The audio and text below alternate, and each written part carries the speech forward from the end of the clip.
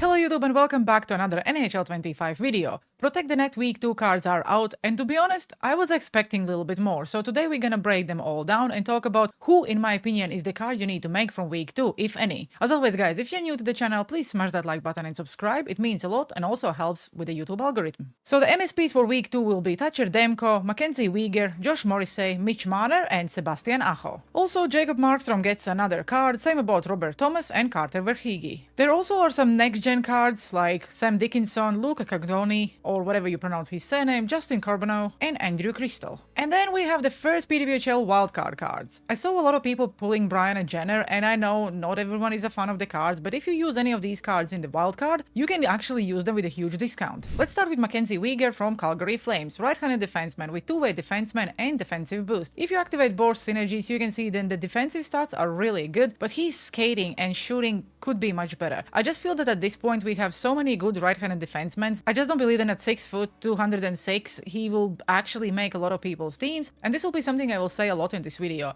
I think all of these cards are not bad, but they are also not something you have to go and make, as far as you're not making a team or not a fan of the player. And the reason I said Mackenzie Weegar is probably not the best card, because if you look at Brock Faber from last week, I just think his card is way better than, let's say, Mackenzie Weegar. On another hand, Josh Morrissey, left-handed defenseman with two-way defenseman and defensive boost. This card at least can skate. The shooting is definitely not that great, and hands also could be better, but one thing I like about Josh Morrissey is the quick pick. For someone who prefers poke checks over the hits just to get the puck away, I think Josh Morrissey with a quick pick would be a really good alternative. Again, because this is the Protect the Net event, so defensive stats are really good. Checking could definitely be better, and yeah. Again, not a really great card. Definitely usable, but I just think we have so many good left-handed defensemen, and now with all the fantasy cards and even Owen Powers from last week, I just don't think that week 2 have the same quality the week 1 had. The next one is Sebastian Aho with two-way forward and defensive boost. Love to see then Sebastian Aho can skate and also can win some faceoffs, because 91 faceoff stat is definitely good, and also a quick draw. Considering we get Alexander Barkov last week and now we are getting Sebastian Aho, you could actually make some really good finish lines. So for example, I would put Barkov in the center with Aho on the wing just because he's smaller, and if you have Koivu, it's even better. But his shooting and hand stats are really decent. The checking could be better, but he's quite small, so I'm not really expecting him to be a very big defensive guy. I like that endurance is 87, the balance could be higher, but agility is 92. So if you look at any of the cards from week 2, then probably Sebastian Aho is the best pick, or we can say the same thing about Mitch Marner. Two-way forward with defensive boost. Again, can skate, can score, and defensively, his stats are good. Don't take me wrong, I don't watch a lot of Maple Leafs hockey, but why is Mitch Marner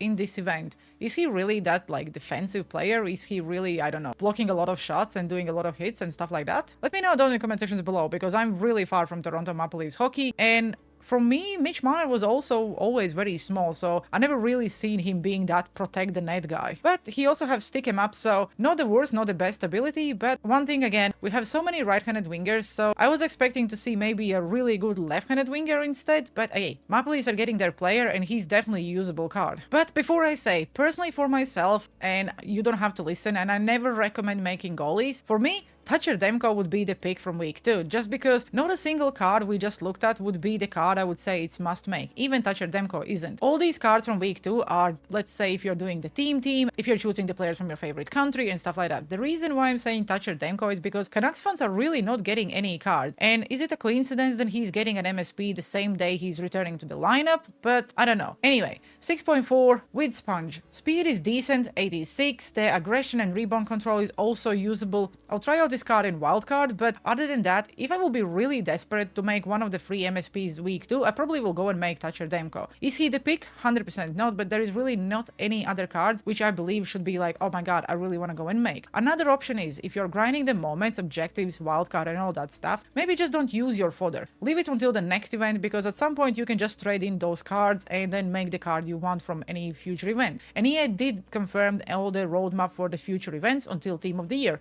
Also, they did confirm that Team of the Year is in January 24th, and I think having Team of the Year as part of Season 3 would be massive. But at the same time, if you're really desperate for a goalie, then probably Jacob Markstrom would be the best pick, because Jacob Markstrom always plays good. At 6.6, he's one of the tallest and one of the biggest goalies, with 84 speed, 66 aggression and 88 rebound control. Again, the Sponge, don't really think it does a lot, so I probably would not waste your 2 ability points, but on a paper, really decent goalkeeper, and we all know that base Jacob Markstrom last year was one of the favorite goalies for everyone in the community. They also released Robert Thomas card again with two-way forward, so yes, you can use him in a center position because he also have the quick draw, he can also skate and shoot, and his hands are also decent. Definitely a good card to use for your third or fourth line for a center position. And that's not it with the goalies, they also gave us Ilya Sorokin with defensive boost and no timer. I usually like Ilya Sorokin cards, so if I will play wild card and I will get that 85 overall card, I really hope that I pull Ilya Sorokin because I want to give him a go. I don't really want to go and buy him, but if I pull him, definitely want to go and try him out. His speed is only 84, his aggression and rebound control is pretty much the same as any other goalie we just looked at, and if you are Islanders fan and you are building a team, then you should be happy. And the last one to look at is Carter Verhaeghe from Florida Panthers with two-way forward, so you can use him on a wing very easily. He have a decent speed, yes, endurance is only 82, but the shooting and hands are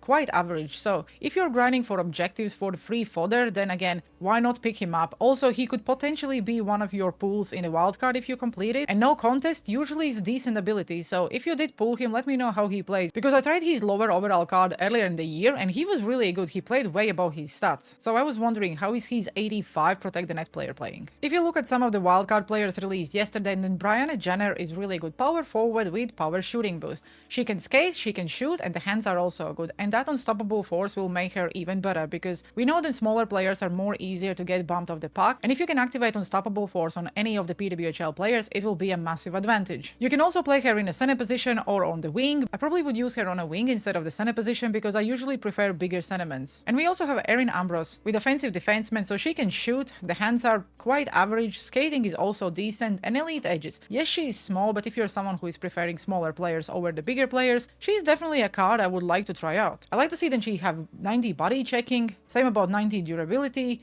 and even defensive awareness is 88. She's also dead cheap on the auction house because people hate PWHL players and they just sell them cheap, so if you're someone who is building a PWHL team, why not? Same as previous week, the sets are exactly the same, so if you let's say want to make Sebastian Aho, you have to trade in 384 plus overall protect the net players with 284 plus base or any other cards. If you collect the collectible from the free pack in the store every single day and you do that 6 times, you can get yourself a free 84 overall protect the net player, so that's already one you can use for the set. And I like what they're doing by giving us a collectible each day, so for people who don't really have a lot of time to grind the objectives, they can just focus on the wildcard and let's say moments. If they complete the moments and wildcard, they have enough players and then they just trade in their collectibles and get the third one done. It does feel like a chores playing all these moments, objectives and everything like that, so anytime EA allows us to skip one of them, I will take that as a W. Of course, you can also make 84 overall protect the net players by trading in 382 overall players, and if you want to make the 82 overall protect the net player, you just have to trade in 380 plus overall cards. And considering we all did this team of the week collectible trade in, you probably end up with around 50-80 overall cards, so this is the best value to spend them on. If there is any player you really want, just go and use your 80 overall card and make a protect the net MSP. There are not really any changes to the wild card. By completing everything, you get an 85 overall protect the net player, you also will get an 82 overall protect the net player and also one collectible. So for example, if I complete a wild card, I will get my 6 collectible and also 185, so I will be able to make any player I want, and considering I still have some 82 overall protect the net players left from last week, I don't even need to grind objectives this week. They also gave us 5 new moments where you have to get stick checks with any players and you get yourself random 76 overall player, then you have to make passes with Mackenzie Weegar, random 77, then score goals with Josh Morrissey, you get 80 overall player, then you need to get assists with Marner and you have to do that 3 times to get that random 82 overall protect the net player, and I don't really like that they went back with just scoring goals in one period. So if you do score 3 goals with Sebastian Aho, you get random 84 overall protect the net player. And the reason I say I don't like it because last week we had 2 objectives. We had to score goals and we also have to get assists. So we could also get a collectible and an 84 overall protect the net player, and we also could do that like 2 times. So for example, in the first one I did the assists, in the second one I scored the goals. And then the last thing, protect the net week 2 objectives. They are exactly as they were in week 1. So by completing all of them, you get another 84 overall protect the net player. You have to make passes, take shots, take perfect one-timer shots, take between the leg shots, get assists, score goals, and complete 25 games. And then you just need to complete 1 game and you get a random 82 overall protect the net player, which is a B&D, so you cannot use him for sets, but you can use him to grind some of these objectives. I don't like how they're releasing the Fridays content anymore.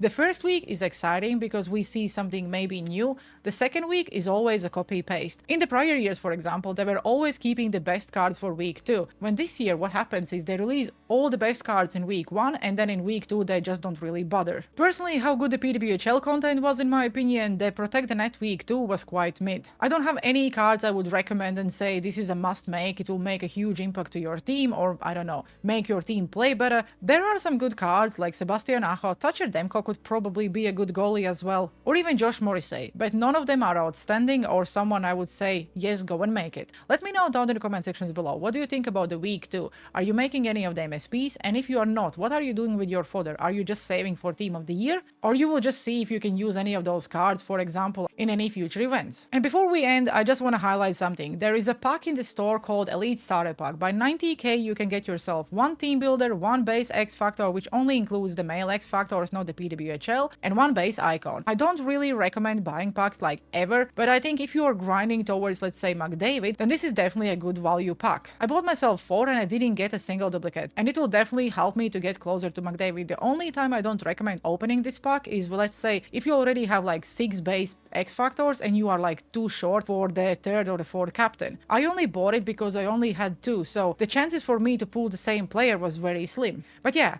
it's up to you. Do you prefer making MSPs? Don't buy the pack if you're grinding towards, I don't know, one of the hologram icons or Connor McDavid. Then this is definitely a good value. Other than that, I hope you enjoyed today's video. Have a good one and see you on the ice.